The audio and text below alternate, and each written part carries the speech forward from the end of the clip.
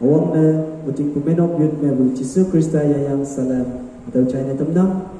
atau hem kaya kunyak tang semlan muy manwa.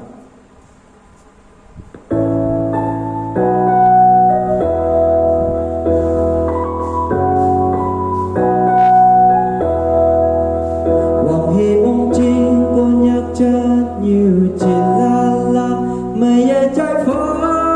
soi hình rồi hình na mây trái cây xin hay man bu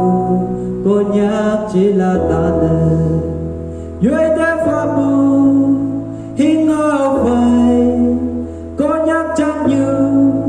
liên nhi khai cao quang năng mỗi bàn phà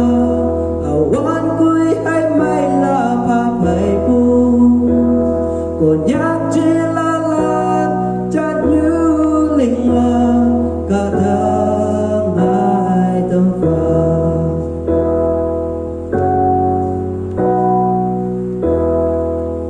Krista bu mai nóc tê sen bu bát như chung Krista bu mai nóc chân nghe linh ha cả wang môi mắt trong mà tơ mắt yong yang ôi li mà đang quan thích yong chi ao la nè ao ya ta buki ya tai la cả quang năng mỗi màn phơ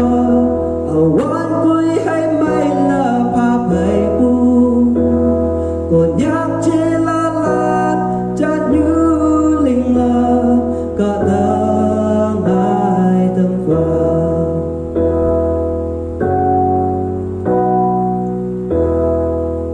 tộc bông mây xì kỳ e hô mẹ mẹ ha cơ quan chú nóc thế tai ơ bơ Jesus Christa ngao ya ơ yên bằng áo lan kỳ ơ yang nham yang Bhutan, China,